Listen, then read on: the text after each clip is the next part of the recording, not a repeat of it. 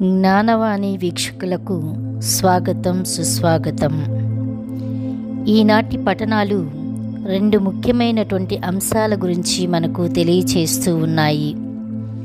మొదటిగా, తరతరములకు ప్రభువే దేవుడు అనేటటువంటి అంశాన్ని గురించి తెలియచేస్తూ ఉన్నాయి. రెండవదిగా, మనిషి మరణాన్ని తప్పించుకోలేడు అని తెలియచేస్తూ ఉంది. మొదటిది, అబ్రహామును దేవుడిచ్చిన వడంబడిక అన్ని వాగ్దానాలలోకెల్లా ఎంతో ప్రాముఖ్యమైనది. కనాను దేశాన్ని ఇస్తానన్న వాగ్దానం కన్నా తరతరాలకు నేనే దేవుడినై ఉంటానన్న వాగ్దానం ఎన్నో రెట్లు గొప్పది. మానవుడు ఈ లోకంలో సంపాదించి దాచుకున్న ఐశ్వర్యం కన్నా అక్కరలను తీర్చే ఐశ్వర్యవంతుడైన నిజదేవుణ్ణి తన దేవునిగా ఆరాధించడం అన్నింటికన్నా ఎంతో మేలైనది. దేవుడు అబ్రహామును చేసిన వాగ్దానం ఒకసారి జ్ఞాపకం చేసుకుంటే ఆయన సంతతి నుండి జాతులు ఏర్పడ్డాయి, రాజులు పుట్టారు. అభిషిక్తుడైన రక్షకుడు అబ్రహాము సంతానము నుండే ఉద్భవించాడు. కానీ ధర్మశాస్త్ర బోధకులు మాత్రం యేసును గుర్తించలేదు. నేనే ఆయనను అని చెప్పినా వినలేదు.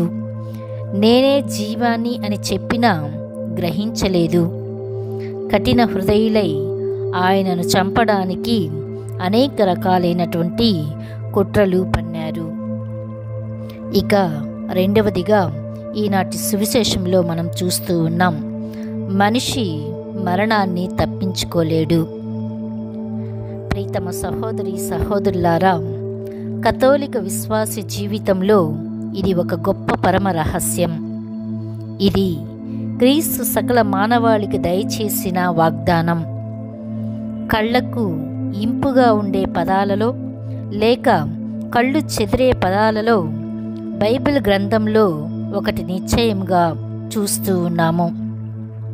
ఈ మాట ఎటువంటి ఆలోచనలతో ఉన్నా వినండి అని సూచిస్తూ ఉంది. క్రీస్తు ప్రభు మరణము గురించి చెప్పడానికి ఈ మాటను వాడుతూ ఉన్నారు. మరణమును చవిచూడుడు. దీని అర్థం ఏమిటి అంటే, నిజమైనటువంటి క్రీస్తు అనుచరులు మొదటిగా మరణాన్ని అనుభవించలేరు మరియు కనులారా దానిని చూడలేరు. రెండవదిగా, మరణమంటే ఏమిటో వారికి అంతగా తెలియదు మరియు అందులో భాగాన్ని కూడా పంచుకోలేరు. మూడవదిగా, మరణ శిక్షను వారు ఎదుర్కొనలేరు. నాలుగవది, మరణ భయం గాని, బాధ, నొప్పి మరియు ఎలాంటి బాధలను అనుభవించరు. ఐదవది, దేవుని నుండి వారు వేరు చేయబడడం, ఆయన కీర్తి, మహిమ, పరిపూర్ణ జీవితం మరియు స్వర్గద్వారము నుండి వేరుపరపబడతాము అన్న వేదన వారికి కలుగదు. క్రీస్తు అనుచరులు ఎందుకు ఈ మరణాన్ని చవిచూడరు అంటే, కారణం యేసు ప్రభువు దైవానుగ్రహము వలన మానవులందరి కొరకై తాను మరణించారు. తాను అనుభవించిన మృత్యు వేదన వలన ఆయన మహిమ గీతాలతో అభిషిక్తుడైనాడు. ఎవరైనా దీనికి అర్హులు కావాలి అంటే దేవుని యొక్క వాక్యాన్ని అనుసరించాలి. దేవుడు లోకాన్ని ఎంతో ప్రేమించారు కాబట్టే తన ఏకైక కుమారుని మానవ రక్షణార్థం సిలువలో మరణింపచేశారు. ప్రియతమ బిడ్డలారా, ప్రభుని మాట ఆలకించుము. దేవుడు అబ్రహామును పిలిచి వడంబడిక చేసుకున్నట్లుగా వరాలను పొందుకున్నాడు.